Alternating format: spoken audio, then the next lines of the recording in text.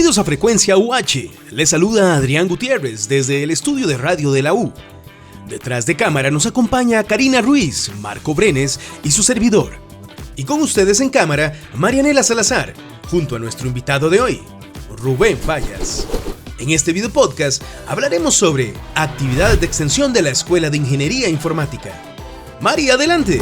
Bienvenidos y bienvenidas al podcast de la Universidad Hispanoamericana, Frecuencia UH. Es un gusto estar hoy con ustedes y hoy nos acompaña Rubén Fallas. Rubén, bienvenido. Gracias por estar aquí. Gracias, qué gusto acompañarlos. Más bien, gracias por invitarme. Excelente. Rubén hoy nos va a hablar sobre las actividades más bien de extensión que hay en la carrera de Ingeniería Informática. Y bueno, Rubén, para comenzar, siempre empezamos hablando un poquito sobre algo por lo que estamos agradecidos el día de hoy. Sí, claro, vieras que de hecho me vine volado por acá porque hicimos una actividad de extensión en un colegio en Heredia. Uh-huh. Y se nos vino una tormenta que no te puedes imaginar. Y estábamos haciéndolo en el gimnasio.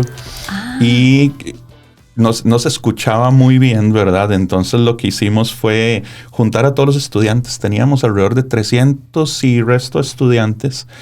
Y al juntarlos más pudimos hacer una actividad con ellos y estaban todavía más contentos. Uh-huh. Y como eso fue interesantísimo, parte de las aulas se inundaron, entonces tuvieron que traer a todos los estudiantes al gimnasio para que pudieran compartir con la charla. Entonces la charla fue todavía más efectiva, tuvimos más acercamiento con los estudiantes y al final de cada charla es súper interesante porque se nos viene un mar de chicos a preguntarnos cada cosa y se ve que están más interesados hoy día con el tema de redes sociales y demás. Entonces, pues a nosotros eso nos encanta porque podemos ayudar a muchos más estudiantes. Eso es súper positivo para nosotros. Sí, excelente. O sea, era una tormenta literal. Yo pensé que fue como una tormenta de preguntas. No, era una tormenta literal. Era tormenta de Costa Rica en invierno. Sí, puro rainy season. Ahorita, pues sí tocó. Excelente. No, pero qué dicha que algo positivo que pasó hoy está justo relacionado con las actividades de extensión, que es algo de lo que vamos a hablar. De hecho. Pero antes de entrar en tema de actividades de extensión, pues contanos un poquito de vos. Sos ingeniero, pero contanos cómo llegaste a la ingeniería y cómo llegaste a estas especialidades que tenés vos. Sí, qué interesante pregunta. Bueno, te cuento. Sí, soy ingeniero en informática, en sistemas y telecomunicaciones. Tengo ahí un par de especialidades en inteligencia artificial, ciberseguridad, delitos informáticos y una de comunicación. O sea, un montón. Un montón. Pero vieras que mi transcurso para poder llegar aquí fue muy interesante porque yo vengo de una familia súper pobre, súper humilde. Nosotros vivíamos en un precario en Rincón Grande de Pavas.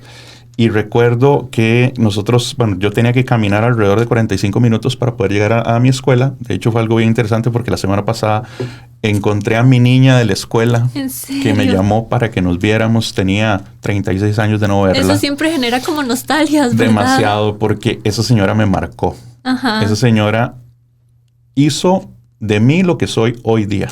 Ella dio el primer paso. Recuerdo que le dijo a mi mamá, tenemos que sacar a Rubencito de acá porque se va a perder.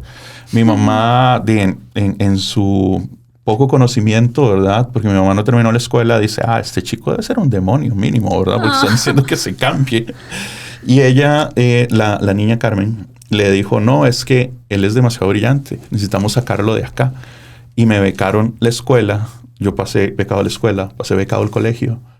Y gracias a eso, a esos estudios y a las damas salesianas, que tengo que agradecerles inmensamente, me brindaron y me dieron la oportunidad de poder crecer y poder ser, diría yo, ejemplo del barrio donde yo salí, porque a veces la gente dice, es que usted no sabe lo que es sufrir. Bueno, yo sé lo que es vender banderitas y pastelitos en el mercado de la Coca-Cola con 7 años.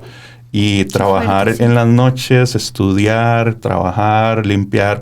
Imagínate que fue bien interesante porque mi primer trabajo fue limpiando cloacas en Lomas del Río Pavas. ¿De verdad? A los 7 años. Y me gané 5 colones. Ese fue mi primer sueldo, me encantó.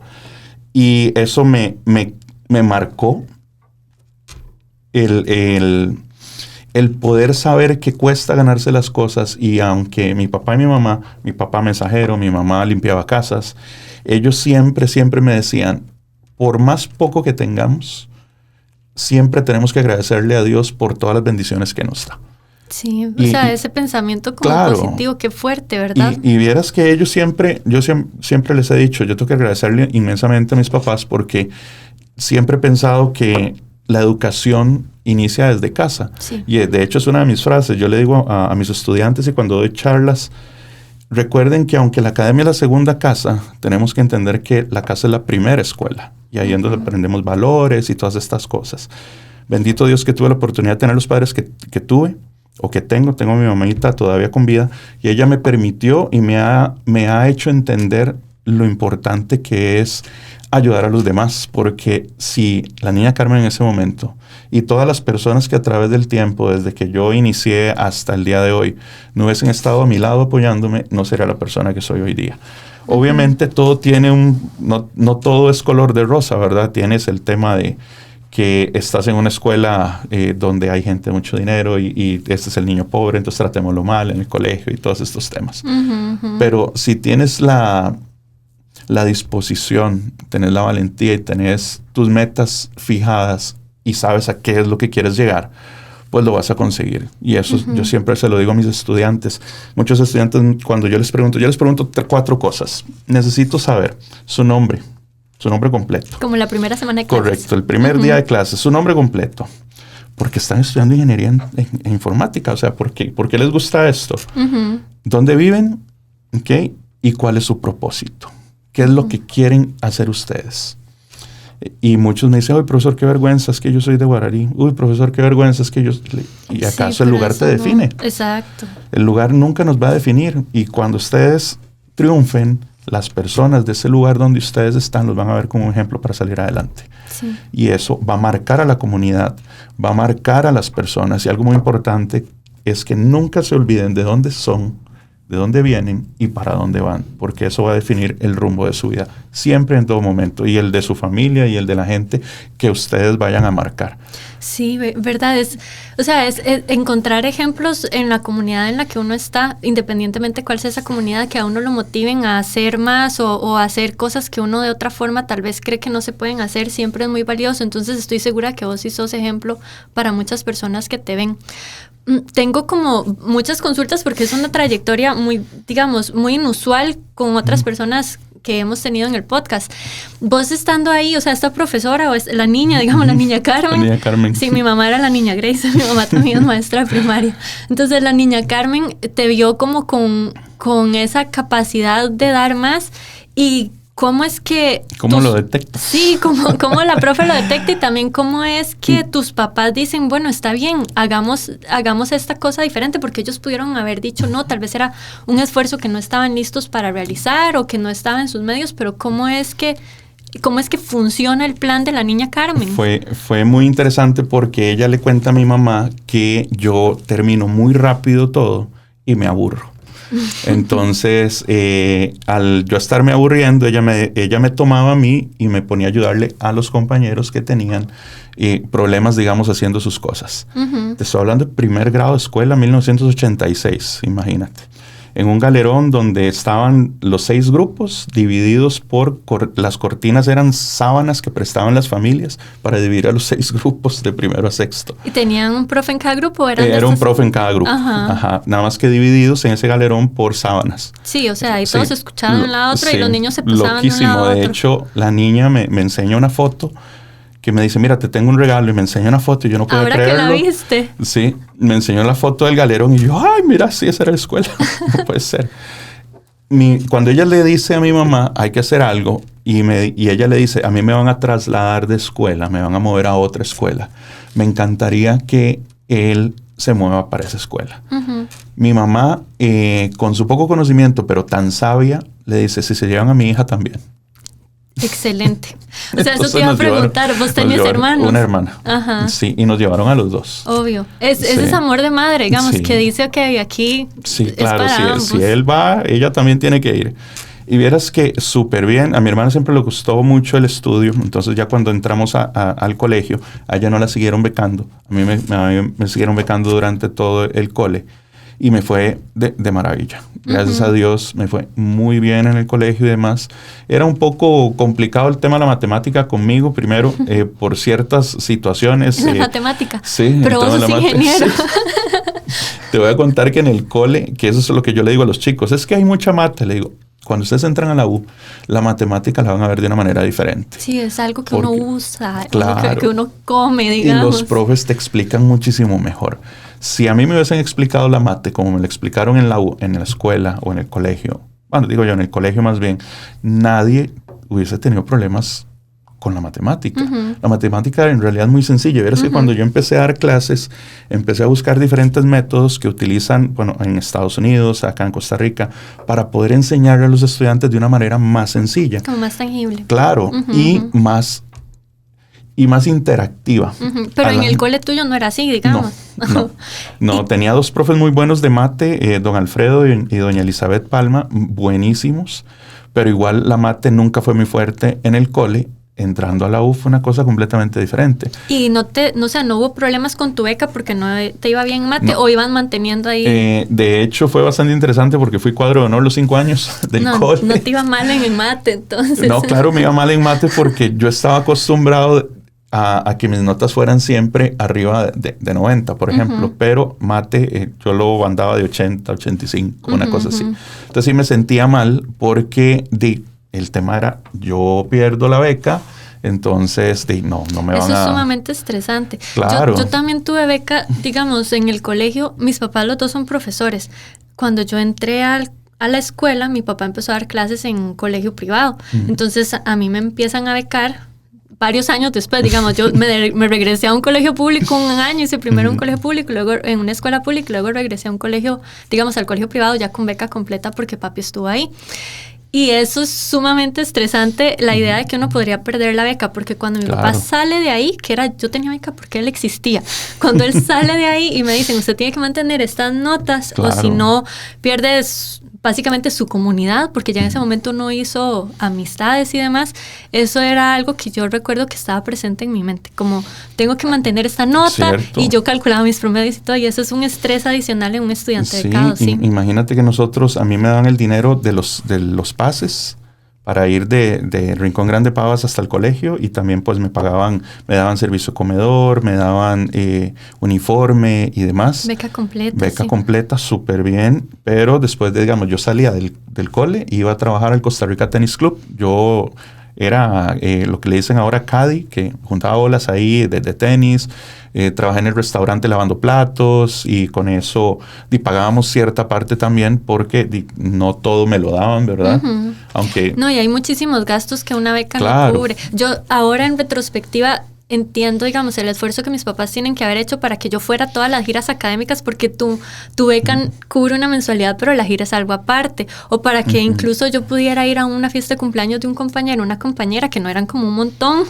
También era como cosas que yo veo ahora en retrospectiva, que yo digo, claro, todos esos eran esfuerzos. Yo no fui al viaje de graduación porque donde yo estaba había viaje de graduación. Pues, es que iba a pasar jamás. Sí. Y en aquel momento yo decía, claro, es porque no me quieren dejar ir, porque seguramente no confían en mí o lo que sea. Y ahora yo digo, no, es que era un montón de plata que no íbamos a gastar en esa tontería en ese momento. De hecho, el viaje de graduación de nosotros, bueno, en ese entonces, estoy hablando de 1997, lo hicieron una semana ahí a Tambor, al Hotel Tambor, completo, ¿verdad?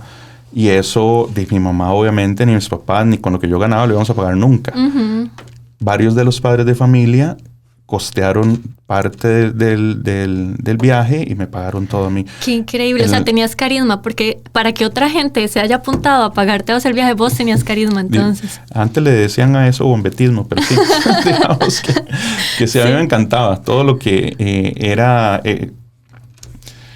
me encantaba tener esa conexión con la gente. Los profesores, muchos me querían, un par de profes no. Tuve unas experiencias ahí complicadas por temas de racismo en el colegio, ¿verdad? Hasta una profesora dijo, es que los negros no pueden ser inteligentes. Entonces, ella no creía que yo podía sacar buenas notas. Entonces, me hizo bullying como los 2 últimos años del cole, pero así fuertísimo. Sí, y eran otros tiempos, porque ahorita un profesor un profe no puede hacer eso. O sea, no. Yo sé lo que es que el profe me siente por aparte, en un escritorio por aparte, porque creía que yo copiaba. No podía creer que yo podía solucionar un examen. Sí, no, qué terrible. Sí, el tema de esos sesgos y esas como bias en la mente de la gente todavía hoy es prevalente, digamos, pero creo que al menos hoy la sociedad lo logra no sé si es bueno o malo, pero lo punitiza un poco más, o sea, es más castigado, entonces la gente tiene más cuidado, por lo menos esos comentarios no se escuchan tanto, pero no es que no existan aún. Hay más visibilidad hoy día. Sí. Las redes sociales han ayudado muchísimo a que se visibilice. Y hablando de redes sociales, digamos, y de tu trabajo ya saliendo del colegio y entrando aquí en algún momento como docente, ¿por qué si vos saliste como, digamos, de ese contexto, vos decidís en la UH regresar a la parte de extensión y seguir trabajando como en estas comunidades? Otra persona podría decir, me escapé y me fui y listo, y ahí que se la juegue el resto, pero vos no hiciste eso. Te cuento, yo cuando... Fue bien interesante, yo estuve viviendo una temporada en Estados Unidos por mi empresa, por la empresa para la que yo laboro, y cuando yo regreso a Costa Rica me piden ayudar a dar clases de Cisco en una universidad. En esa universidad topo con alguien que resulta ser el director de Educación Técnica del Ministerio de Educación Pública y me dice, hey, pues ¿por qué no das clases? Pues tenés ahí un toquecillo ahí interesante. Y le digo, mira, es que yo no tengo la parte pedagógica y no voy a dar clases, yo solo vengo a cubrir algunas cosas de este tema en específico. Me dice, estudia, tenés eso. Y yo, bueno, empecé a estudiar una licenciatura en docencia y dije, me enamoré de la docencia. Digo, no puede ser posible. O sea, ¿sí le hiciste caso? ¿Esta persona era alguien cercano con vos o era así como...? No, al inicio fue alumno, después fue compañero, después fue colega. Ok, sí, respetaba su opinión. Claro, entonces, se llama Jerry, le digo yo, Jerry, voy a estudiar entonces una licenciatura en educación. Me enamoré de la educación, dije, no, esto es lo mío, o sea, a mí me gusta. Y te voy a decir, yo tuve por mucho tiempo el sesgo de que decían profesor y yo decía tijeritas, gomita, peguemos, y no, o sea, un docente es otro nivel, es otra cosa definitivamente. Me gustó tanto que decidí sacar una maestría en educación también y dije, no, esto definitivamente es lo mío. Empecé a dar clases a nivel del Ministerio de Educación Pública y dije, no, yo soy ingeniero de profesión, pero yo soy docente por vocación. Me encanta. Cuando yo ingreso a la UH, dije, encontré mi casa. Y eso, te digo, yo di clases en otras 2 universidades que me encantaron porque me ayudaron muchísimo a aprender y a tener ese contacto con los estudiantes. Pero cuando yo llego a la UH, de hecho yo se lo dije a don Fran una vez. Don Fran es nuestro rector. Sí. Yo llego a la UH y es completamente diferente a lo que yo había visto anteriormente. Dije, no, o sea, qué interesante. Yo creo que ya llegué a mi casa. Y cuando uno siente eso... Sí, y siento que la UH sabe que vos sos de la casa, porque vos sos institución aquí, digamos, has estado en un montón de actividades distintas. Y empiezo a conocer gente maravillosa que tiene vocación, y eso es lo que es la vocación. ¿Y cómo te metes de docente a la parte de extensión? La jefa que tuvimos anteriormente, doña María, ella me decía, yo te necesito a vos en un puesto de coordinación, porque necesito aprovecharte. Le decía, jefa, es que yo estoy en la otra U y todo este asunto. Entonces me pulsió como 2 años. Y al final, hizo de rogar. Sí, al final me dice, mira, es que hay una coordinación, que se llama coordinación académica de extensión. Le digo, ¿qué hacen ellos? Y ya me explica, le dije, no, jefa, yo quiero. ¿Vos no estabas haciendo como actividad de extensión en otro sitio antes de hacerlo aquí? No. Wow, porque se te da muy natural, digamos, por lo que yo sé de vos, es como algo que es, uno lo asocia, yo digo, Rubén es extensionista en su alma. Sí, verás que, bueno, previamente a eso lo hacía con Naciones Unidas, ¿verdad? Ajá. Por el proyecto que tenemos nosotros de racismo, de no al racismo. Y claro, cuando yo ingreso acá y me dice la jefa, los proyectos de extensión son estos, son más acercarse a la comunidad, son más ese contacto para ayudar, es más responsabilidad social empresarial. Jefa, eso es lo que yo quiero hacer. Porque vos ya estabas, entonces sí estabas haciendo como algo antes, ya estabas correcto. Metido. ¿Este de Naciones Unidas todavía está corriendo? Sí, correcto. Nosotros tenemos, creamos algo que se llama la Coalición Global contra el Racismo Sistémico y por las Reparaciones. De hecho, forma parte del Foro Permanente de Naciones Unidas. Yo he estado, en Suiza y en Nueva York dando conferencias sobre algoritmos de inteligencia artificial que van de la mano con el racismo. Entonces, estamos desarrollando, de hecho, para el 2022, en el Congreso Nacional de UNESCO en México, entregamos un documento para la erradicación de los algoritmos racistas que se estaban utilizando en Google, en Facebook, con la gente de Amazon y demás. Y a ellos les encantó. De hecho, salió un documento sobre eso en 27 de noviembre del 2022. Y siempre hemos estado intentando trabajar con eso, erradicación del racismo. De hecho, trabajamos muy fuertemente con el proyecto que mucha gente lo conoce, que se llama Erradicando el Racismo en el Fútbol. Entonces tenemos un proyecto que se trabaja en todos los agostos, en el agosto de cada año, donde se hace la campaña de respeto no al racismo, que sale en Primera División. Esa campaña es nuestra junto con la ex vicepresidenta de la República, doña Epsi, que con ella he trabajado montones para el tema de erradicación del racismo. Entonces vos tenías como ese bagaje ya ahí. Sí, claro. Por mucho tiempo. Y entonces en la U, perdona, te corté, no sé si vas a... No te preocupes. Ok, es que me interesa saber, ya veniendo de ahí, cómo entras en la U y si los primeros proyectos de extensión que se hacen en informática tienen que ver con racismo o si empezaron por otra área. Sí, ¿Cuál fue la demanda de los chicos también? Vieras que empezamos a conectar los proyectos y de un pronto a otro yo le dije a los estudiantes, ¿cuál es el problema que tienen ustedes en la comunidad? Si yo les dijera a ustedes, vean su comunidad y cuál es el problema que tienen. Entonces, por ejemplo, los chicos que vienen de comunidades más vulnerables decían el tema de las drogas, el tema de la trata. Y le digo, ¿y cómo llegamos a ese punto? Profe, es que ahora todo lo comercializan en redes sociales. Todo se maneja de esa manera, las chicas se pierden porque quieren ser modelos, entonces la ofertan en redes sociales o salen anuncios en el marketplace que ya la gente sabe que son de dealers. Entonces dijo yo, ¿por qué no alfabetizamos digitalmente a las comunidades en temas del uso correcto de las redes sociales?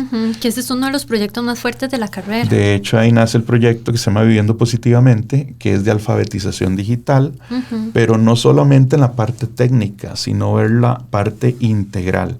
Es decir, cómo decirle a una persona, por ejemplo, de 70 años que tiene su teléfono, cómo usar una red social de manera segura. Por ejemplo, cuando nos tocó ir a Talamanca, donde tenemos un grupo de adultos mayores, que ellos quieren usar su teléfono celular, que ellos tienen derecho a usar TikTok, a reírse viendo un reel. Y eso es súper importante. O sea, la gente en comunidades alejadas del centro tiene derecho a usar las mismas redes que nosotros. Porque a veces creo que los tratamos como de imaginar como puros, como entes angelicales, como que no deberíamos echarles a perder su cultura. No, ok, estos son derechos a los que todos tenemos derecho a acceder a información. Entonces, una vez que tenemos la tecnología en las manos, poder usarla correctamente, ya ese es un paso adicional que hay que dar. Claro, imagínate, nosotros hemos visitado comunidades a lo largo y ancho del país, de costa a costa, frontera a frontera, y nos hemos topado comunidades que uno dice, esta comunidad es bendecida y tocada por Dios, pero cuando nos damos cuenta hay problemas de trata de personas, hay pornografía infantil y los papás no saben cómo poder manejar los dispositivos de sus hijos porque dicen, es que ellos ya vienen con el chip y nosotros no sabemos. Bueno, cuatro conceptos que son súper importantes. El primero es analizar. Cuando yo estoy en una red social o cuando yo voy a manejar cualquier cosa que tenga que ver con tecnología, yo debo analizar el uso de esa herramienta. Una de las cosas que yo le hago por broma a las personas es, ¿quién de ustedes leyó el contrato de 25 páginas de la red social antes de darle OK y acepto las condiciones? Ay, no, qué vergüenza. Nadie lee el contrato. No, todos damos acepto. Todos damos acepto porque todos mis amigos lo tienen, porque todos mis amigos lo tienen. En la charla que dimos hoy, por ejemplo, teníamos 5 chicos menores de 18 con Tinder. Porque todos mis amigos lo tienen. Porque mis amigos tienen Tinder, es una red para mayores de 18 años. ¿Qué tuvieron que hacer ellos para poder acceder a esa red? Falsificar la edad. Ya estamos cometiendo un delito. Entonces, capacitar a las personas para que aprendan a analizar. Punto número 1. Cuando yo aprendo a analizar, puedo revisar conscientemente las cosas que se puedan presentar, no solamente en mi red social, sino en las redes que están utilizando nuestros hijos. Y no es de que le secuestro el teléfono, como me dijo una mamá en Talamanca, es que cuando se duerme mi nieta, entonces yo voy y le secuestro el teléfono y se lo reviso completo. ¡Ay, qué fuerte! Esa no es la idea. Esa es la versión moderna de cuando uno le leía en el diario. Sí. Entonces yo le digo, no, esa no es la manera, es llegar con su nieta y decirle, mi vida, sentémonos juntos para ver qué viste hoy en redes sociales, cuéntame qué es lo que te llama la atención. Veamos los TikToks juntos para ver qué te sale a ti y ver si me sale lo mismo a mí. Ese tema de poder tener ese acercamiento es importante. Cuando ya yo analizo y reviso, puedo hacer las dos cosas más importantes para los padres de familia. Cuidar y proteger. Cuidar a nuestros hijos, a nuestras hijas, a nuestra familia de cualquier ente maligno que se pueda acercar. Y cuando yo aprendo a cuidar, quiere decir que puedo tener un entorno más protegido. Y eso es importantísimo. ¿Qué es lo primero que yo debo de revisar cuando estoy viendo el tema de estas redes sociales y demás? Bueno, cosas importantísimas es el tema de las claves, que hay personas que cuando yo les digo, ok, recuerden que su clave no puede ser ni el nombre de sus hijos, ni el de la mascota, ni el de su equipo, ni el de su canción, ni el de lo que más le gusta en la vida. Se les acaba el vocabulario. Sí, me dicen, ¿pero por qué? Porque usted pone todo eso en sus redes sociales. Usted dice, esta es mi canción preferida del mundo mundial y es su contraseña. Esta es la mascota o el perrijo o el gatijo que tiene, esa es su contraseña. Entonces, hay ciertas cosas que tenemos que empezar a cambiar. Una de las cosas que yo siempre le he dicho a las personas, lean mucho, aprendan a leer. Ahora con el tema de las redes sociales, con el tema de las computadoras, las tablets, ya no, la gente no disfruta de un buen libro. Y si yo aprendo a leer, puede ser que una frase de ese libro me llame tanto la atención que pueda pasar a ser la contraseña de mi red social. Y sí, eso lo había escuchado, como su contraseña no debería ser una palabra, sino como una frase completa. Correcto, o algo así. Donde cambiamos las O por ceros, las L por unos, las E por tres. ¿Qué pasa, Rubén, con estas cosas que son como generadores de clave, verdad? Como que cada vez que hago, no sé, mi esposo tiene una de esas y yo no la entiendo, digamos. Entonces, ¿esas sirven? Sí, claro, digamos, hay herramientas como las de Google, el Google Authenticator o el Google Passcode y también el LastPass, que te generan unas contraseñas. Y esa contraseña es una contraseña principal para que me cubra todas las demás contraseñas de todas las redes o de todas mis cosas.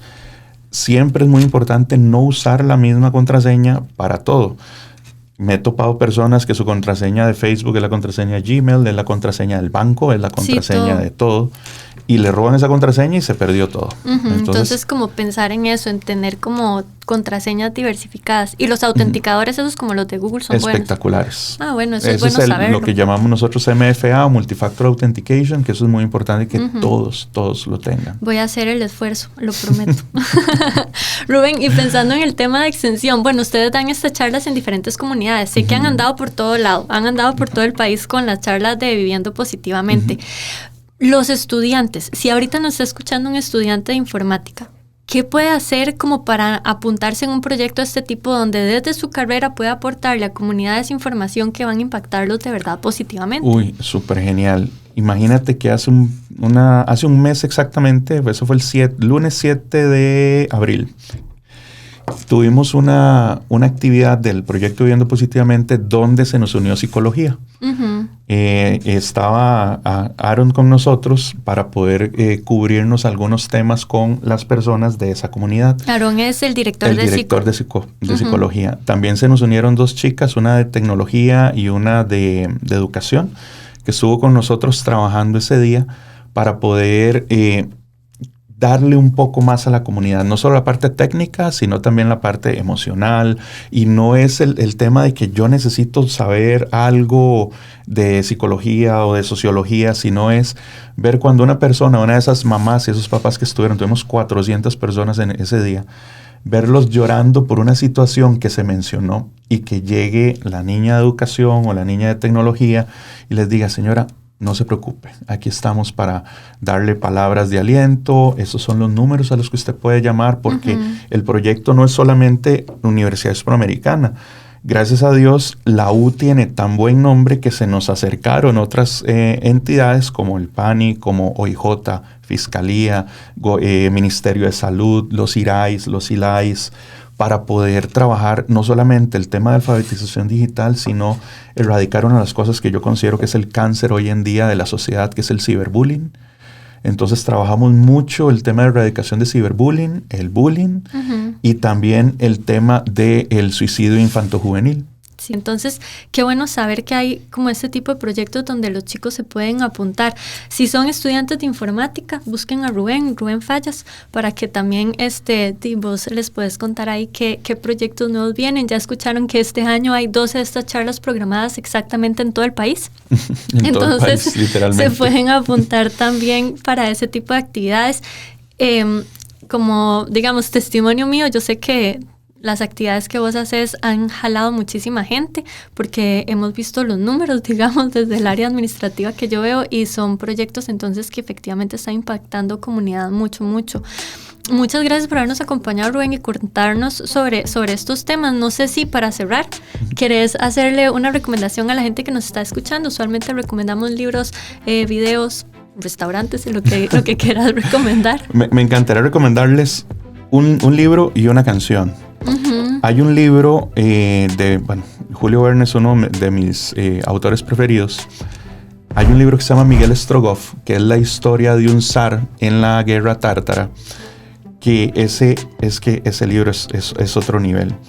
Te enseña sobre resiliencia, te enseña sobre esfuerzo, sobre perseverancia, sobre que cuando las cosas están tan mal, siempre va a haber una luz que te va a permitir seguir adelante. Y nos dijiste una canción, es la primera vez que nos recomiendan canciones. Sí, es una canción de se llama José Luis Chacín, es un colombiano. Uh-huh. La canción se llama Contento. Tienen que escucharla. Esa canción es un agradecimiento por todas las cosas que el día a día nosotros podemos obtener con solo abrir los ojos y levantarnos. De verdad fue un gusto tenerte y conocerte un poquito más. Muchísimas gracias. Yo siempre le voy a decir a las personas, recuerden que donde ustedes estén, devuelvan un poco de las bendiciones que Dios les da todos los días. Eso es lo que yo estoy haciendo, devolviendo parte de las bendiciones que gracias a un montón de personas que quisieron ayudarme, estoy yo aquí, pues ahora es mi turno de devolver esas bendiciones a los demás. Uh-huh. Todos deberíamos de hacer lo mismo y tendríamos un mejor lugar, un mejor mundo para vivir. Gracias, Rubén, por habernos acompañado, y gracias también a todos los que nos vieron o nos escucharon hoy. Esperamos que nos puedan ver en el siguiente episodio, y gracias detrás de cámaras otra vez a Adrián, a Marco y a Karina, que estuvieron aquí con nosotros. Llegamos al final de este episodio de Frecuencia UH. Gracias por acompañarnos. Recuerden que seguimos conectados por esta plataforma y las de la U. Nos escuchamos pronto. ¡Chao! UH.